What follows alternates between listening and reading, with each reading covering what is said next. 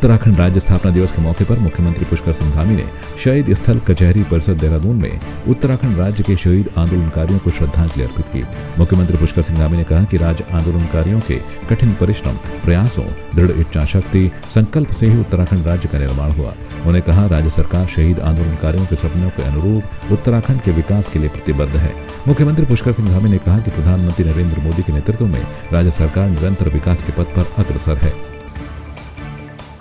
दिवस के अवसर पर मैं सभी उत्तराखंड के शहीदों को, सभी आंदोलनकारियों को, सभी को मैं नमन करता हूं।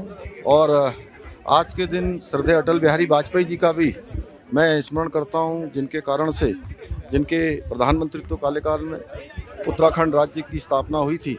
और हम ये संकल्प लेते हैं कि उत्तराखंड के हमारे शहीद, उत्तराखंड के हमारे आंदोलनकारी, उनके सपनों के अनुरूप उत्तराखंड राज्य के निर्माण में अपना योगदान देंगे, उसको आगे बढ़ाएंगे। उत्तराखंड कांग्रेस के मुख्य प्रवक्ता गरिमा मेहरा दसोनी ने केदारनाथ में राहुल गांधी और वरुण गांधी की मुलाकात पर कहा है कि गांधी परिवार जल्द एक मंच पर होगा। गरिमा ने कहा कि प्रियंका गांधी लगातार परिवार को एकजुट करने में लगी हुई हैं। राहुल गांधी ने भी भारत जोड़ो यात्रा के समय नफरत की जगह मोहब्बत का संदेश दिया है। जल्द गांधी परिवार के तीनों भाई बहन सांप्रदायिक ताकतों का मुकाबला करते नजर आएंगे। विगत दिवस केदारनाथ धाम में बहुत ही सौहार्दपूर्ण वातावरण में राहुल जी और वरुण गांधी जी की मुलाकात हुई। भाजपाइयों के पेट में दर्द उठना स्वाभाविक है, बहुत परेशानी उनको हो रही है, स्वाभाविक भी है।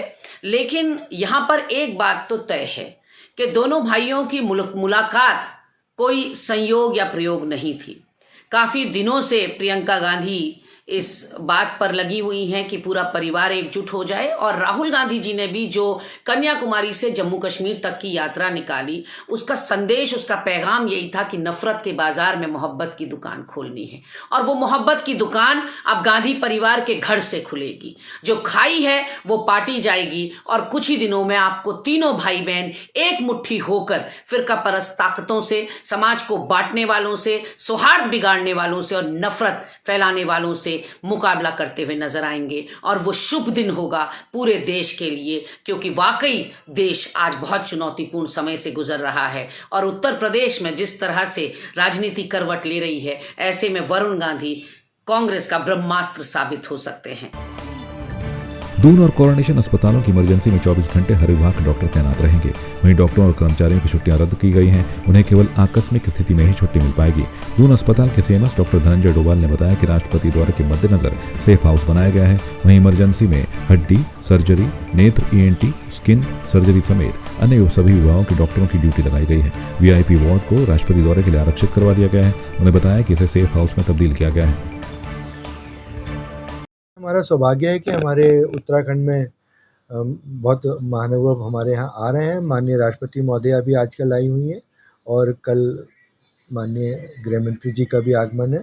उसके पहले भी माननीय उप राष्ट्रपति महोदय भी यहाँ आए थे। तो एक बहुत ही बड़ी सौभाग्य की बात है कि वो हमारे यहाँ आ रहे हैं। और ऐसे में एक ऑब्वियस सी बात है कि जिस तरह की सुविधाएं और हम लोग को ये एक प्रोग्राम बनाना है, तो हम लोग बिल्कुल तत्पर हैं उसके लिए। ऐसे में राजकीय दून मेडिकल कॉलेज एक राजकीय उसका सबसे बड़ा मेडिकल कॉलेज है और अस्पताल है। तो ऐसे में हमारा कार्य रहता है कि हम लोग कंटिजेंसी हॉस्पिटल के तौर पर काम करें। तो हमारे सभी डॉक्टरों को अलर्ट जारी किया गया है। हम लोगों ने कुछ VIP रूम्स और ICU बेड VIP एक अनफॉर्चुनेट कंडीशन के लिए रिजर्व किए हुए हैं। बाकी हमारी एम्बुलेंस वगैरह पहले से ही सभी चीज़ों के लिए तैयार रहती हैं। Confederation of senior citizens association of Devanchal Uttarakhand की वार्षिक महासभा चिंतन मंथन बैठक का लाइब्रेरी स्थित गुरुद्वारा भवन में आयोजन किया गया, जिसमें प्रदेश के वरिष्ठ नागरिकों की समस्याओं पर चर्चा की गई। वहीं सरकार की योजनाओं से मिलने वाले लाभ और जिन सुविधाओं को समाप्त किया गया उन पर विस्तार से चर्चा हुई।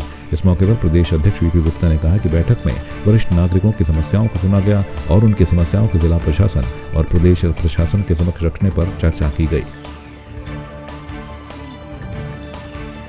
आज और आज आपके द्वारा बैठक की है, किस तरह का उद्देश्य इसका रहा है?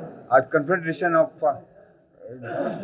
उत्तराखंड के जो देवांचल है, इसका जो वार्षिक सम्मेलन था, ये प्रथम सम्मेलन है जो कि यहाँ पे होने जा रहा है।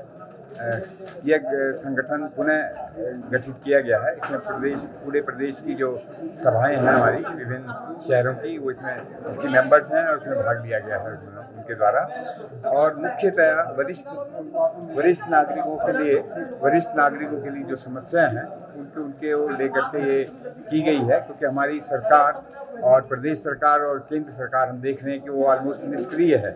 जबकि उत्तराखंड जो है ये रिटायर्ड लोगों की जगह कही जाती है, और हमारे यहाँ 12% से लेकर के और 15% तक रिटायर्ड लोग हैं, चाहे वो फौजी हैं चाहे जैसे भी हैं। और कहा जाता है कि उत्तराखंड की जवानी और उत्तराखंड की जो है पानी वो यहाँ के काम नहीं आ रहा। क्यों? क्योंकि जवानी में लोग अपने रोजगार के लिए उत्तराखंड छोड़कर चले जाते हैं, और जब रिटायर होकर के आते हैं तब तक वो वरिष्ठ नागरिक हो चुके होते हैं, और इतना उनमें शक्ति नहीं होती कि जी वे कार्य कर सकें और अपनी आजीविका को बढ़ा सकें। बहुत सारे जो गवर्नमेंट सर्वेंट हैं उनको तो पेंशन मिल रही है, पर आम लोगों को जो प्राइवेट सर्विस में थे या जिन्होंने व्यापार किया, वो अपने को बड़ा असमर्थ पाते हैं। और हमारे प्रदेश की जो पॉलिसीज़ हैं उसके लिए भी हम आज ये मीटिंग यही थी कि उन पॉलिसीज़ को हम कैसे, जो राष्ट्रीय वरिष्ठ नागरिक पॉलिसी है उसको कैसे हम इम्प्लीमेंट कराएं। Federation of senior citizen association of Devanchal, ये उत्तराखंड लेवल की संस्था है, जो वरिष्ठ नागरिकों की समस्याओं को लेकर प्रशासन से, लोकल प्रशासन से, राज्य प्रशासन से अक्सर उनकी समस्याओं को उठाती रहती है, जिससे कि वरिष्ठ नागरिकों के हित में उनको सेवा कार्य के द्वारा उनकी सुख सुविधा में बढ़ोतरी कर सके। आप जानते ही हैं कि देश में हमारे 14 करोड़ वरिष्ठ नागरिक हैं, और जिनके हितार्थ हमारी केंद्रीय सरकार उदासीन रहती है। तो ये हमारा बड़ा चिंता का विषय है, और हमारा ये कन्फेडरेशन का जो आज हमारी महासभा का आयोजन हुआ है, सरकार की तरफ इस ओर भी ध्यान दिलाना है कि आप वरिष्ठ नागरिकों का भी ध्यान रखें, क्योंकि पूरी आबादी का 10% यानी 14 करोड़ एक बहुत बड़ी आबादी होती है, और इसको इग्नोर करके भारतवर्ष की विकास में और इसकी उन्नति में